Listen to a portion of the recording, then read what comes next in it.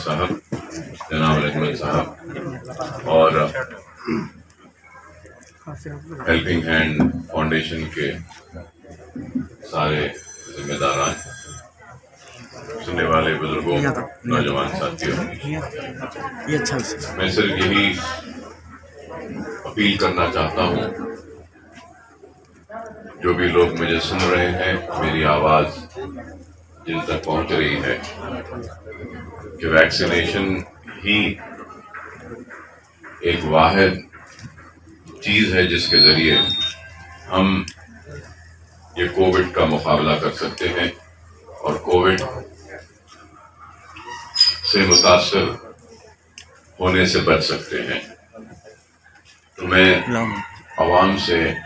پرزور اپیل کرتا ہوں کہ آپ ویکسینیشن لیجئے۔ گورنمنٹ کے ہی کئی سینٹرز ہیں جہاں پہ فری ویکسینیشن کا انتظام کیا گیا ہے، اور ہیلپنگ ہینڈ فاؤنڈیشن کی جانب سے بھی یہ کام کیا جا رہا ہے، اور اس میں فری ویکسینیشن کا مختلف علاقوں میں، اور آج اسی سلسلے میں یہاں پہ راجندر نگر میں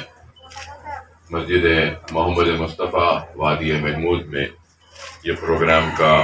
انعقاد عمل میں لایا جا رہا ہے، اور قابل مبارکباد ہے سارے وہ سٹاف جو 1.5-2 سال سے کووڈ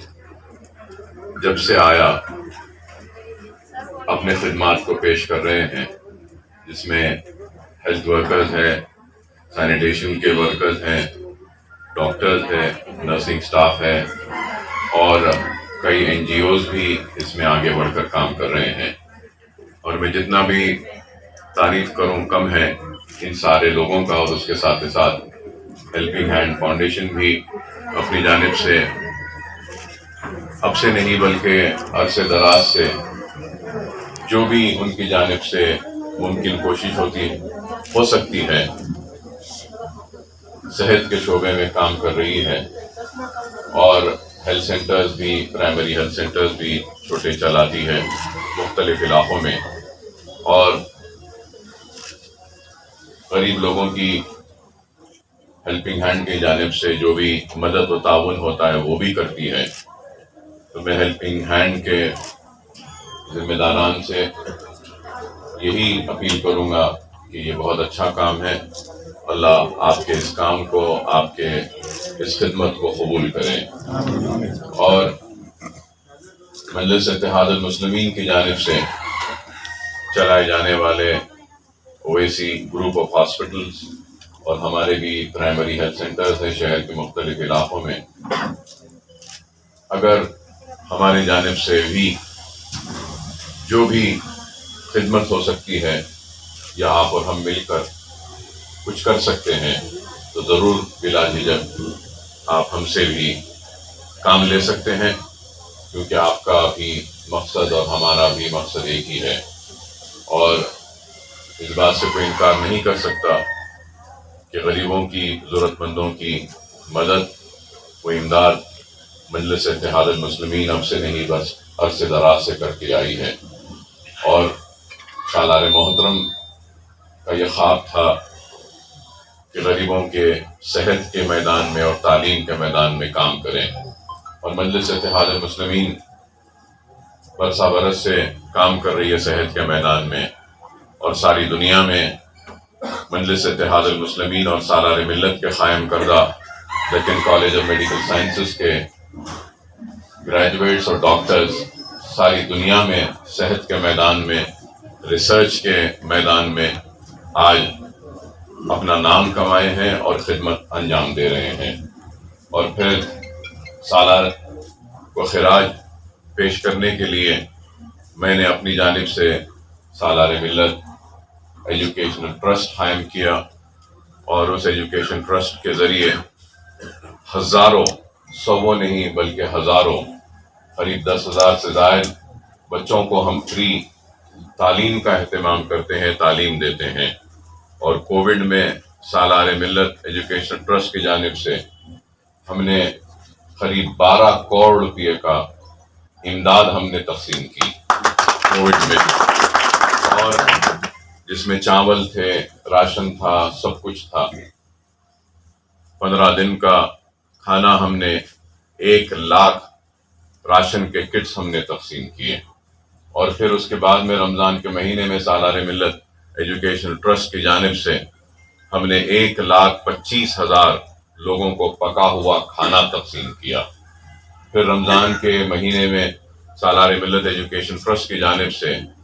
ائمہ اور مؤذنوں کی ہم نے امداد کی، اور لاک ڈاؤن کی وجہ سے مساجد میں تراویح نہیں ہوئی تھی، نمازیں نہیں تھیں، تو کئی حفاظ کرام بھی پریشان تھے، تو ہم نے کئی حفاظ کی بھی مدد کی سالار ملت ایجوکیشن ٹرسٹ کی جانب سے۔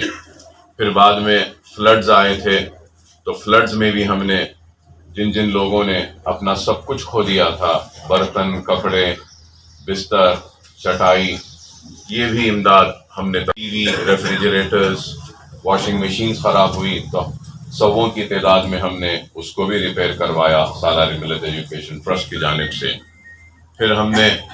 وہ فلڈز میں آٹوز، اوبر کے ٹیکسیز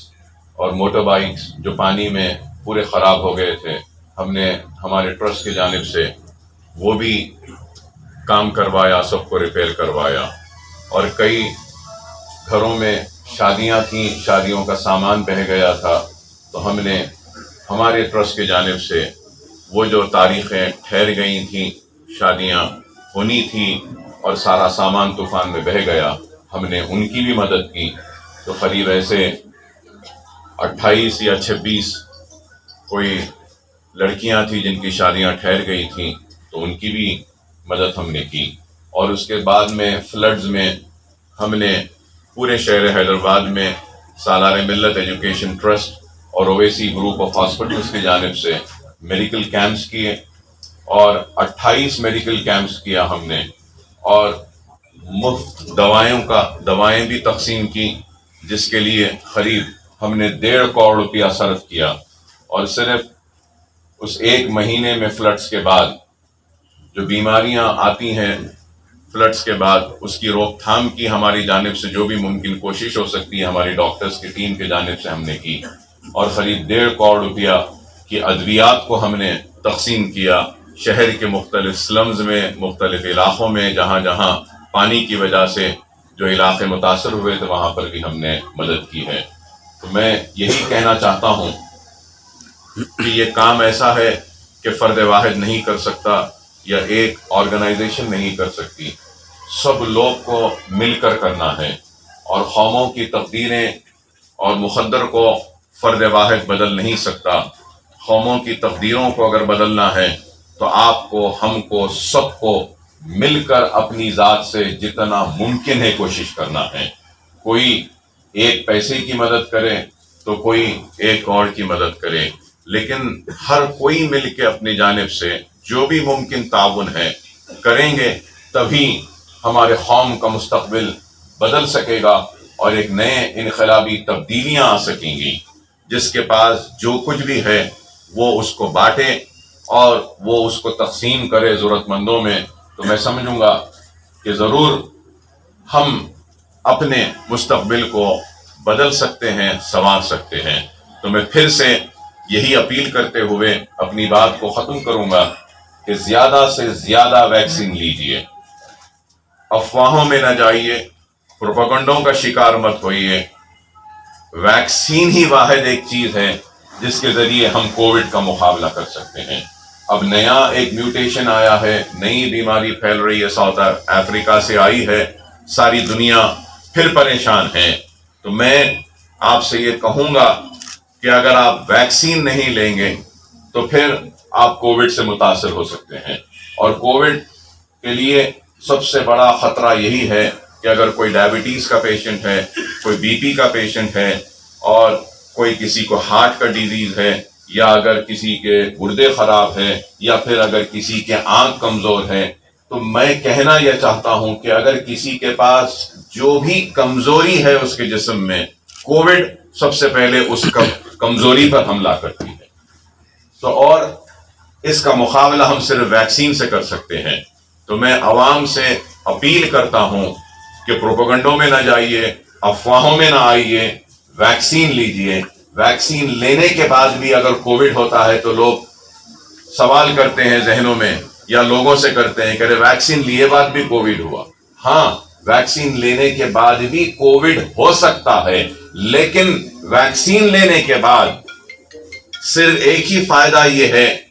کہ موت واقع نہیں ہوگی آپ کی، اس سے بچ سکتے ہیں. اگر ویکسین نہیں لے سکتے ہیں تو ہو سکتا ہے کہ کمپلیکیشنز ہو جائیں اور طبیعت بگڑتی جائے اور پھر ڈاکٹرز کچھ نہ کر سکیں اور موت واقع ہو. تو یہ ویکسین ہے، ایک پروٹیکشن کی ایک شیلڈ ہے. تو اس کے لیے میں اپیل کرتا ہوں آپ تب. صاحب السلام علیکم. آج ہم ایک کووڈ ویکسینیشن کا اسپیشل پروگرام مسجد محمد مصطفیٰ راجندر نگر پلر نمبر 230 سے اس کا آج